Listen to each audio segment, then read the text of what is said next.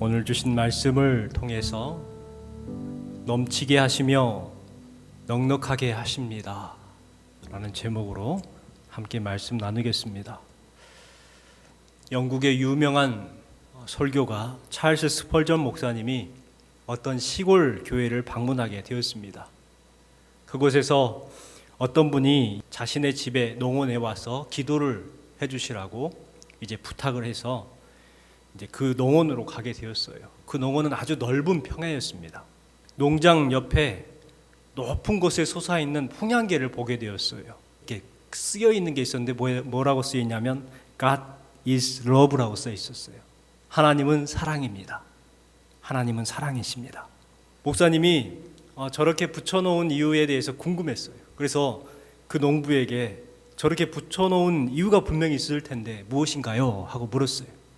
그랬더니 농부가 대답을 합니다. 웃으면서 대답을 하는데, 네 목사님, 저거를 붙여놓은 이유는 어떠한 방향에서 바람이 불어도 하나님의 사랑은 여전히 변함이 없다는 뜻입니다.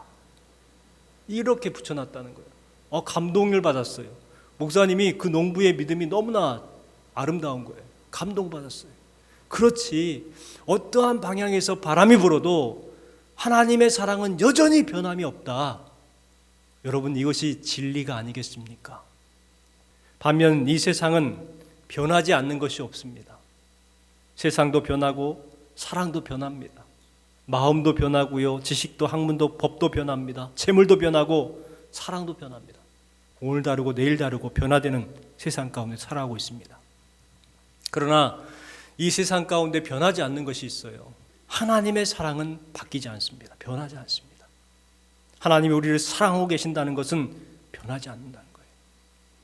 야고보서 1장 17절 말씀에 보면 온갖 좋은 은사와 온전한 선물이 다 위로부터 빛들의 아버지에게로부터 내려오나니 그는 변함이 없으시고 회전하는 그림자도 없으시니라. 하나님께서 우리에게 온갖 좋은 것을 허락해 주십니다. 온갖 선물을 위에서 내려주시는데 그분은 변함이 없다는 거예요. 하나님의 사랑, 이 사랑은 변하지 않습니다. 온갖 좋은 것과 온갖 선물로 우리가 감당할 수 없을 만큼 지금도 여전히 우리에게 허락해 주고 계시죠. 노르웨이의 탐험가 란센이 북극 근처를 탐험하게 되었습니다. 북극 근처에 있는 깊은 바다에 그 깊이를 한번 재보고자 자기가 준비해 놓은 끈에다가 이렇게 측량기를 달아가지고 밑으로 내렸어요. 그런데 들어가도 계속해서 들어가는 거예요. 끝이 안 보일 정도로 계속해서 들어갑니다. 자기가 가져온 길이만큼도 안 되는, 더 깊은 거예요. 그래서 그걸 다시 걷고 나서 다음에 내가 더 긴 줄을 준비해 가지고 와야지 하고 다음에 다시 또 와가지고 거기에다가 측량 줄을 내렸어요. 바닥이 닿질 않는 거예요. 세 번째 그렇게 했어요. 그래도 그 깊이를 알 수가 없다고 해요. 그래서 이 란센이 자기가 쓴 그 깊이에 대해서 이렇게 썼어요. 이 바다는 하나님의 사랑과 같이 끝없이 깊다. 깊어도 깊어도 끝이 없어. 알 수가 없는 깊이인 거예요. 끝없이 깊은 바다, 끝없이 깊은 바다처럼 하나님의 사랑도 끝이 없다는 것이죠. 여러분, 그렇습니다. 하나님의 사랑은 감히 측량할 수가 없습니다. 아무리 우리가 생각하고 또 계산해보고 노력해봐도요, 이것을 헤아릴 수 없는 그러한 사랑이 바로 하나님의 사랑이죠. 말씀을 준비하면서 이 어린이 찬양이 생각이 났어요. 어떤 찬양이냐면 예수님의 사랑 신기하고 놀라워, 예수님의 사랑 신기하고 놀라워, 예수님의 사랑 신기하고 놀라워, 오 크신 사랑, 하늘 그보다 높고 바다 그보다 깊고 우주 그보다 넓은 크신 사랑. 하늘 그보다 높고 바다 그보다 깊고 우주 그보다 넓은 사랑이 하나님의 사랑이라는 거예요. 이 하나님의 사랑, 바다보다 깊고 우주보다 넓은 그 사랑을 아시고 받으시고 누리시기를 주님의 이름으로 축원합니다. 오늘은 맥주 감사 주일입니다. 하나님의 은혜를 생각하고 감사하는 절기지요. 여러분 지난 6개월 동안 어떻게 지내오셨습니까? 많은 일들이 있었을 거예요. 사랑하는 가족이 아프거나 먼저 떠나보내는 그런 아픔을 경험한 성도도 있고, 또 자신의 여러 가지 상황 가운데 고민하고 있고 몸의 아픔과 삶의 어려움이 또 고단함이 있었던 분도 계실 겁니다. 저마다 말 못할 고민들이 있습니다. 이렇게 힘들다는 생각을 하다 보니까 감사를 잃어버리고 살아가고 있지는 않을까요? 그러나 어떠한 상황에서도 감사를 찾으면 우리는 그로써 승리하게 됩니다. 또한 감사를 찾을 때에 우리 앞날에 희망이 있고요, 감사를 찾을 때 비로소 새롭게 되는 거예요. 오늘 이 시간에 여러분 감사를 찾을 수 있는 시간이 되었으면 좋겠습니다. 사도 바울의 서신을 읽어보면 이 바울 사도는 언제나 인사를 한 뒤에 제일 먼저 하나님 앞에 감사드린다라고 고백을 합니다. 예를 들면 고린도전서에 보니까 그리스도 예수 안에서 너희에게 주신 하나님의 은혜로 말미암아 내가 너희를 위하여 항상 하나님께 감사하노니. 1절부터 3절까지 말씀에 보면 누구에게 무난한다, 누가 뭐 한다 하면서 인사를 해요. 그리고 나서 너희를 위하여 항상 하나님께 뭐예요? 감사하노니. 뿐만 아니라 우리에게 권면하는 때도 너희는 감사하는 사람이 되라고 말씀하고 있어요. 너희는 감사하는 자가 되라. 감사함으로 하나님께 아뢰라. 범사에 감사하라. 항상 하나님께 감사하라.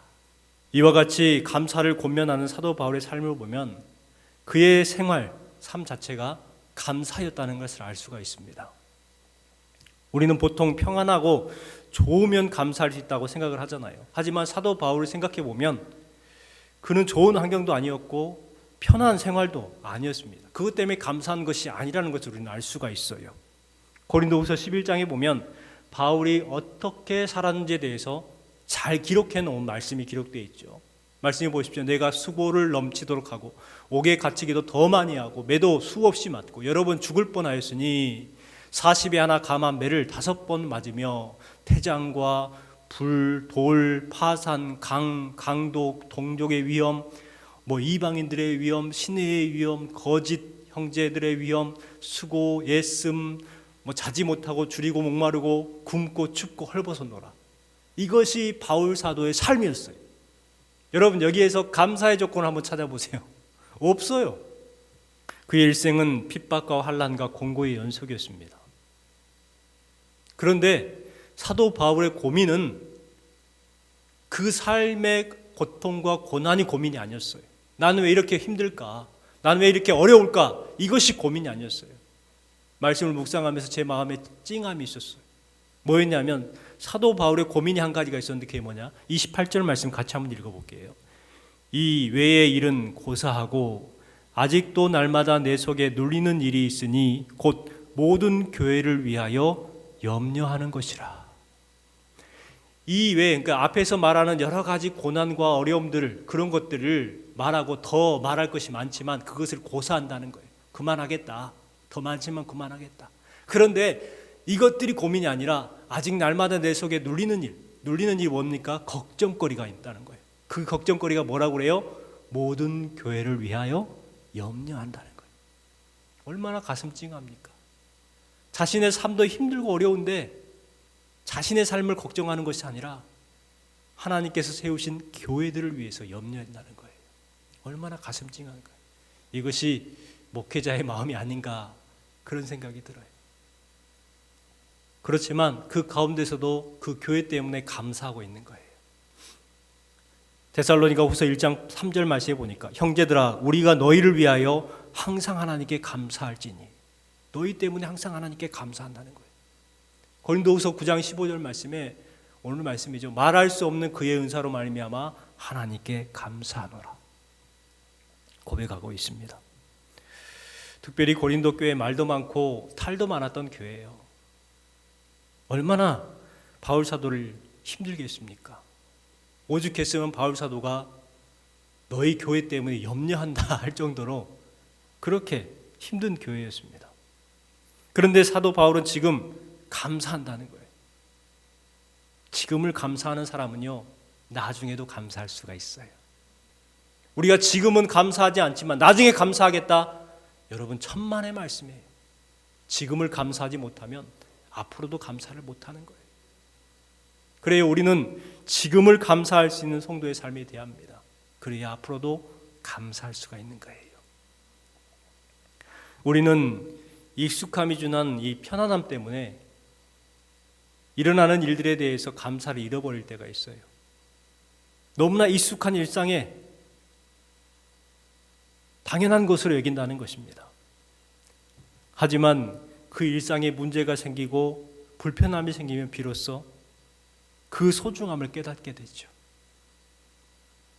예수님은 제자들과 늘 함께 하셨습니다. 그런데 제자들은 그 예수님의 소중함을 몰랐어요. 항상 계시는 분으로 그렇게 생각을 했던 거예요. 그래가지고 예수님 앞에 하나님을 보여달라고 요청을 하죠. 말씀을 같이 한번 읽어보겠습니다. 요한복음 14장 9절 말씀입니다. 예수께서 이르시되 함께 있으되 내가 나를 알지 못하느냐 나를 본 자가 아버지를 보았거늘 어찌하여 아버지를 보이라 하느냐. 예수님이 계속해서 함께 하시니까 익숙한 거예요. 그러니까 예수님의 그 소중함, 하나님됨을 잊어버리고 예수님 우리에게 하나님을 보여주세요. 예수님 우리에게 하나님을 보여주세요. 자꾸 말하는 거예요.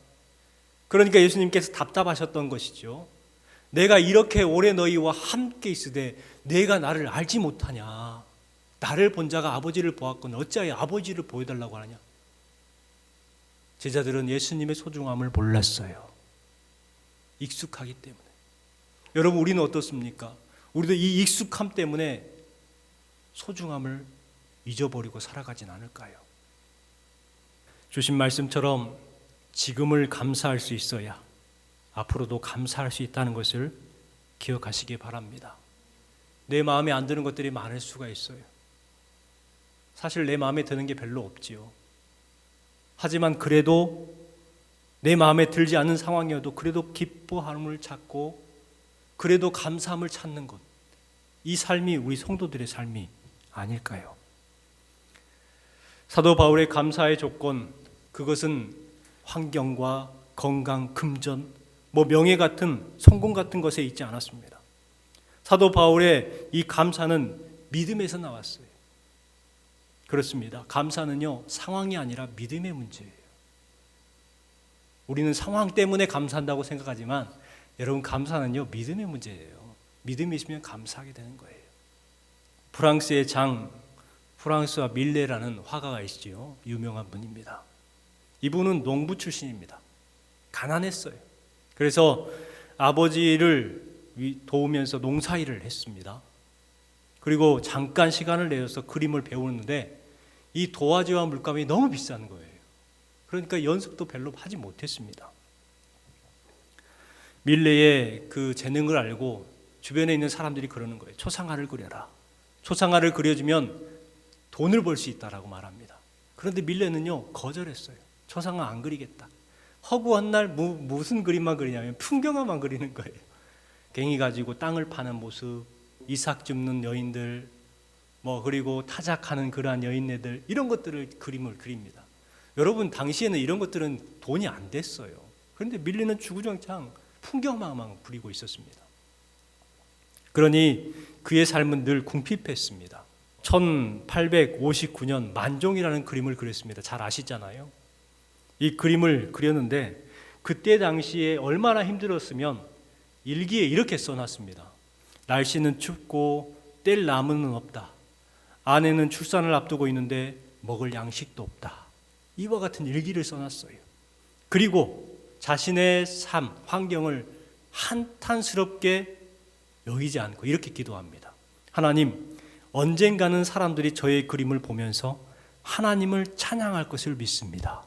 언젠가는 나의 그림을 보면서 하나님을 찬양할 그날이 올 것입니다.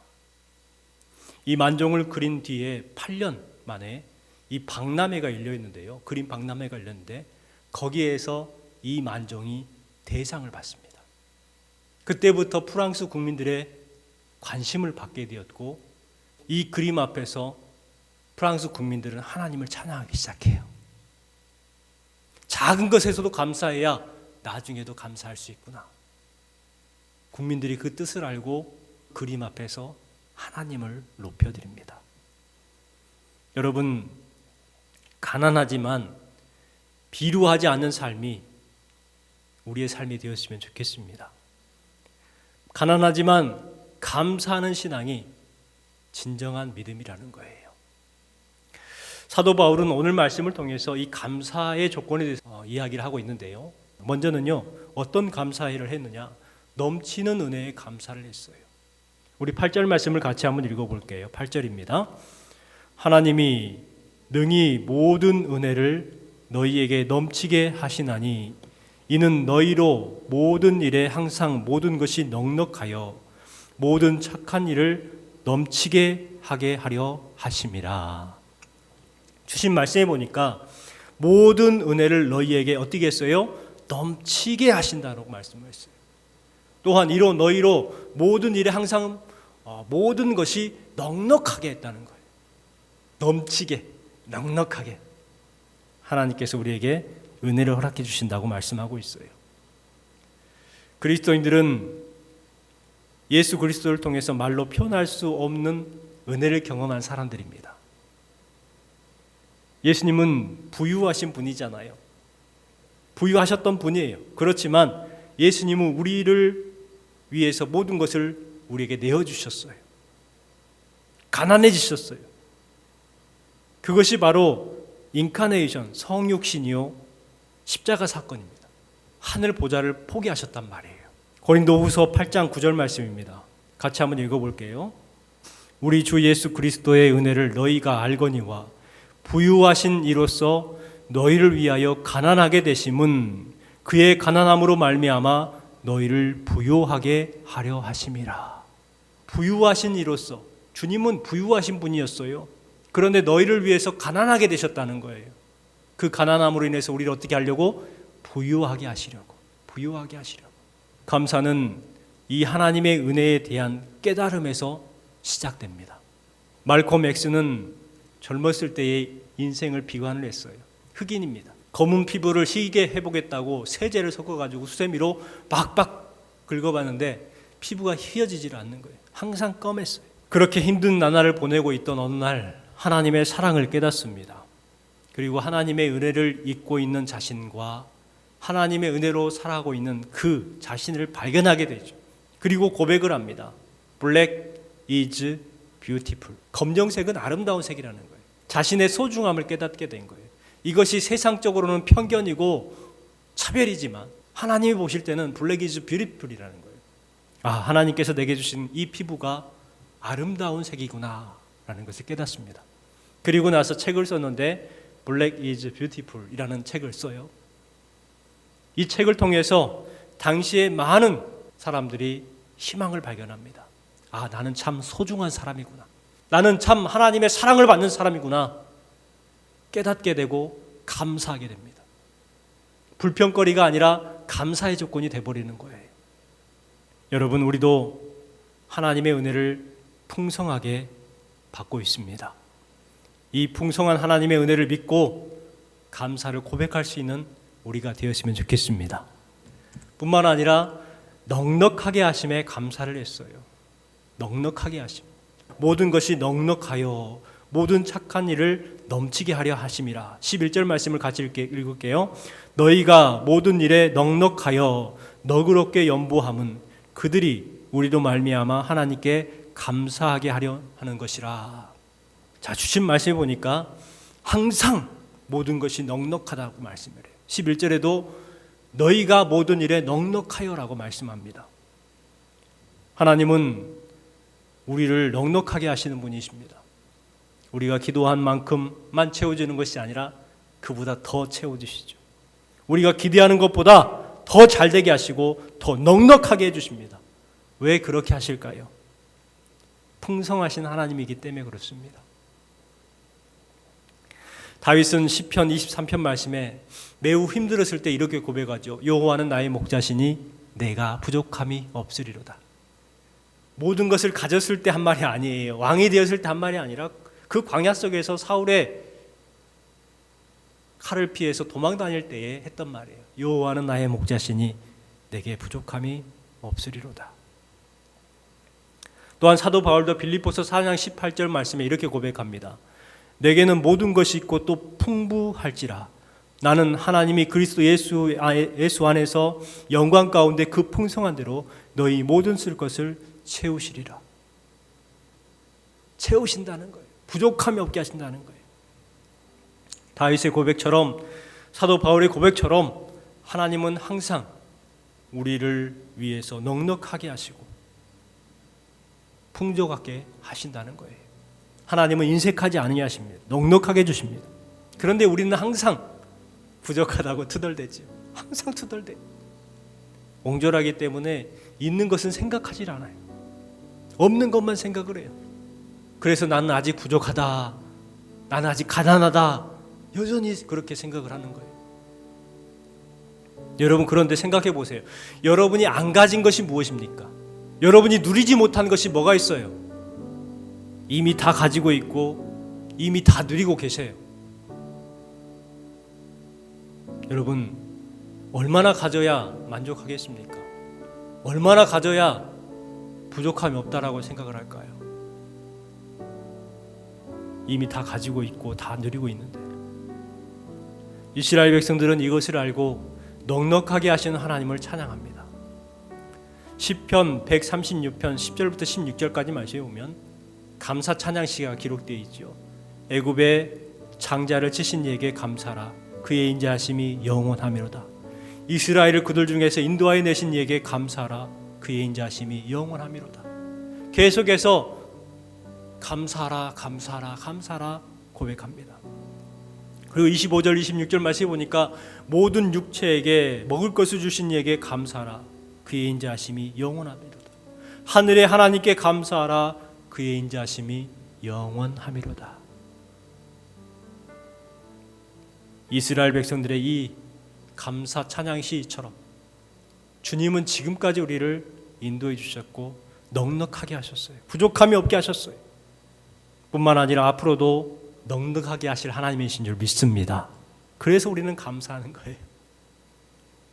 마지막 세 번째는 섬길 수 있음에 감사를 한다고 말합니다. 섬길 수 있음에 감사를 한다. 우리 12절 말씀을 같이 한번 읽어볼게요. 12절 말씀입니다. 이 봉사의 직무가 성도들의 부족한 것을 보충할 뿐 아니라 사람들이 하나님께 드리는 많은 감사로 말미암아 넘쳤느니라.